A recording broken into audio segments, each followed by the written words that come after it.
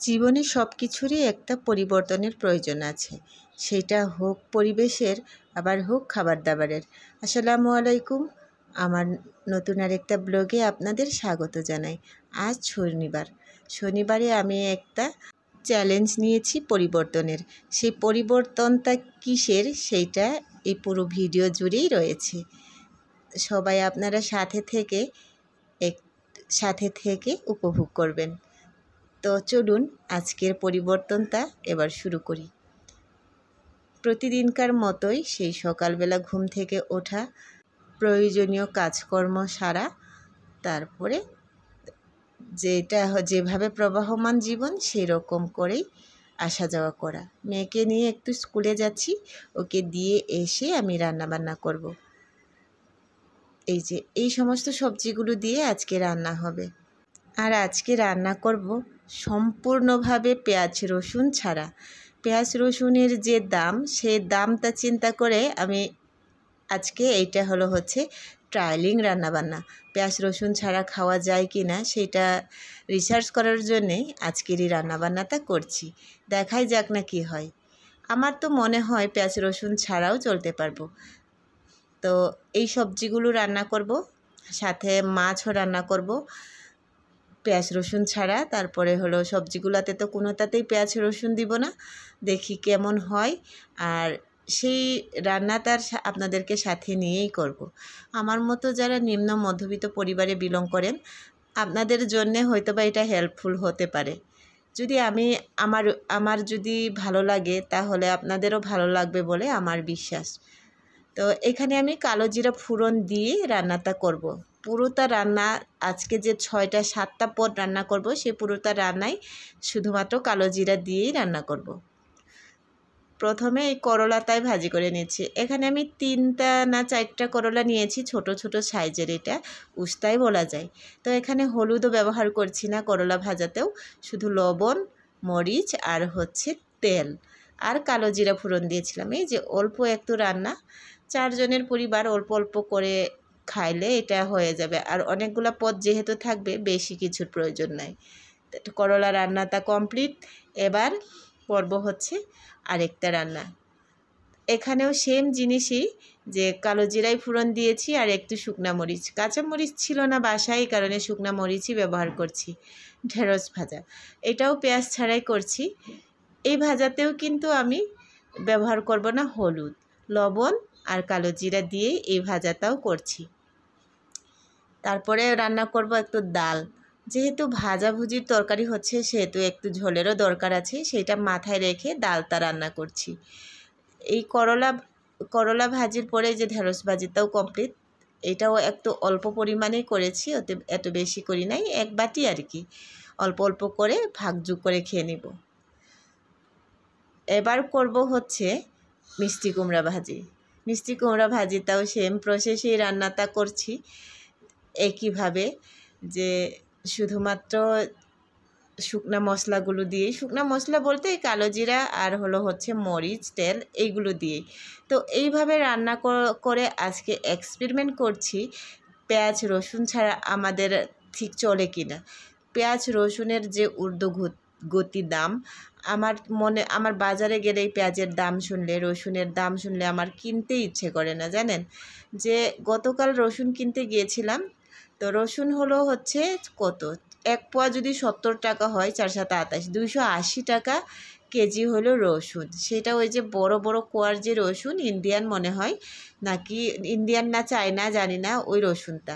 পরে আমি কি করেছি, 20 টাকা দিয়ে 2 পিস রসুন কিনে নিয়ে এসেছি, আমার খুবই প্রয়োজন ছিল। তারপরে আর রসুন কিনা হয় নাই। তো তাই ভাবলাম এত দাম দিয়ে রসুন কিনে খাওয়ার চাইতে একটু পেঁয়াজ রসুন ছাড়া খাওয়ার চেষ্টা করে দেখি কেমন হয়।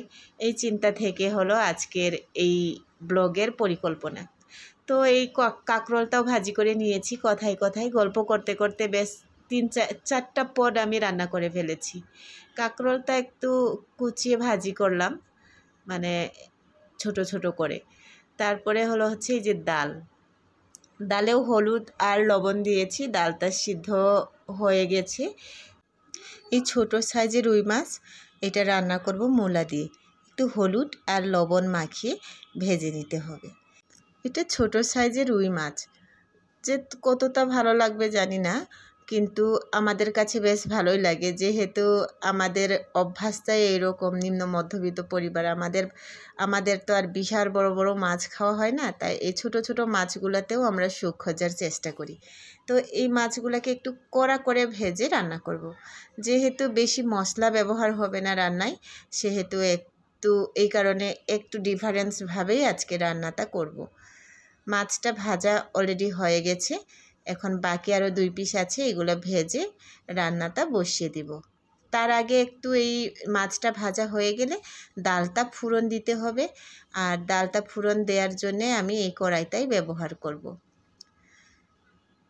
তো মাছ ভাজা হয়ে গেছে, এবার উঠিয়ে নিয়ে আরেকটু এখানে তেল দিয়ে ডালটা ফোড়ন দিয়ে ফেলি। এখানেও একটু আমি এখানে কিন্তু কালো জিরা দেয়নি, ডাল ফোড়নে মরিচ দিয়েছি আর জিরা দিয়েও ডাল ফোড়ন দিলে কিন্তু বেশ ভালোই লাগে। 5 ফোড়ন তো প্রতিনিয়তই খাওয়া হয়, এই কারণে আজকে জিরা দিলাম। এই যে আমার ডাল রান্না কিন্তু কমপ্লিট। আমি এইভাবেই ডাল রান্না করি, মানে অলস বলবেন না কি বলবেন সেটা জানি না, তবে এইভাবেই মানে সহজভাবেই ডালটা রান্না করি। এবার এটা মূলার তরকারি রান্না করার জন্যে দিয়ে দিয়েছি কালো জিরা আর মরিচ, আর এই যে মূলা কেটে রেখেছিলাম দিয়ে এটাকে খুব ভালো করে তেলের সাথে কষিয়ে নিব।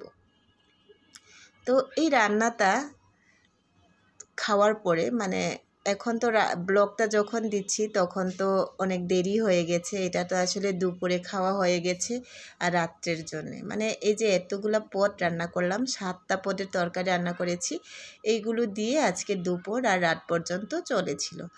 তো খাইতে তো এত খারাপ লাগে নাই, আমাদের কাছে ভালোই লেগেছে, মানে খাওয়ার যোগ্যতা রাখে। এর চাইতে খারাপ করেও তো খাওয়া হয়, অনেক কিছু পেঁয়াজ রসুন দিয়ে রান্না করলেও এর চাইতে খারাপ রান্নাও হয়, কিন্তু সব সময় তো হাতের কাজ সমান থাকে না।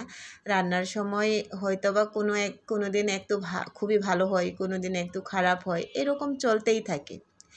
এই পেঁয়াজ রসুন ছাড়াও যে এইভাবে চালাতে পারবো বা চলতে পারবো সেটা আমরা ভাবতেই পারি না, বিশেষভাবে যারা আমরা বাঙালি।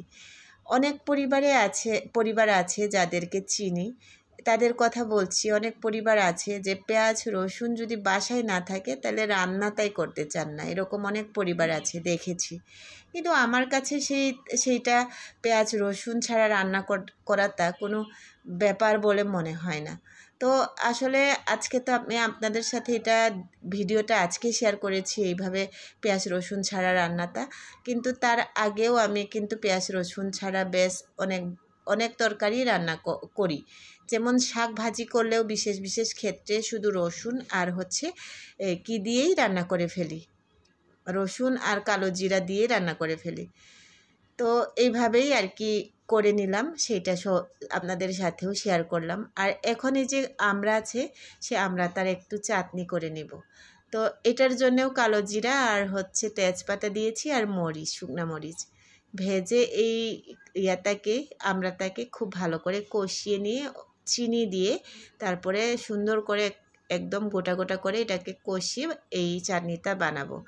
খাইতেও কিন্তু হয় বেশ ভালো। তো পাঁচফোড়ন দিয়েও এটা বানানো যায়, আবার কালো জিরা দিয়েও বানানো যায়, যার যেভাবে সুবিধা সেভাবেই বানিয়ে নিতে পারেন। খাইতে এখন যেহেতু আমড়ার সিজন, আমরা এখন কম দামে অ্যাভেলেবেল পাওয়া যায়। আমার বাসায় তো প্রায় প্রত্যেক দিনই আমড়া আসে, আমরা টক রান্না করে খাই, তারপরে চাটনি বানাই, এমনি কাঁচাও খাই। তো আজকে বানাচ্ছি একটু, যেহেতু বেশ অল্প অল্প করে অনেকগুলো তরকারি রান্না করলাম, তো একটু চাটনিও বানাই, এই চিন্তা করে এই যে আমরা দিয়ে চাটনিটা বানিয়ে নিয়েছি। তো আমার রান্নাটা সবই কমপ্লিট, এই যে দেখেন আমড়াটা কি সুন্দর হয়েছে, খাইতেও ভীষণই ভালো লেগেছিল। এই যে এতগুলা মানে 7টা আইটেম করলাম পেঁয়াজ রসুন ছাড়া, তো ভালোই লেগেছে করতে। আর আমার একটা আপনাদের সাথে এক্সপিরিয়েন্সটাও শেয়ার করা হলো। আপনাদের যদি আমার এই ভিডিওটা ভালো লাগে তাহলে অবশ্যই জানাবেন। আর আপনারাও কি এরকম আমার মতো এক্সপিরিয়েন্স করেন সেইগুলাও জানাবেন। আর আজকে শনিবারের ব্লগটা আমার এই ব্লগটা আপনাদের কেমন লেগেছে সেইটাও জানাবেন। আমি না ভীষণ গাছপালা পছন্দ করি। আমার এই এক চিলতে ব্যালকানি আছে, এখানে বেশ অনেকগুলোই গাছ লাগিয়ে রেখেছি। সেই গাছগুলো অবশ্য এত প্রয়োজনীয় নয়, বা সৌন্দর্য বর্ধন করে এইটুকুই। মানি প্লান্ট, তুলসীটা একটু কাজের আর কি। এগুলাকে একটু যত্ন করি, তারপরে এখানে আবার নতুন করে চারা গজাই। এরকম করেই এই যে অবসর সময়গুলো আমার কেটে যায়। আজকে এই পর্যন্তই। সবাই ভালো থাকবেন। আল্লাহ হাফেজ।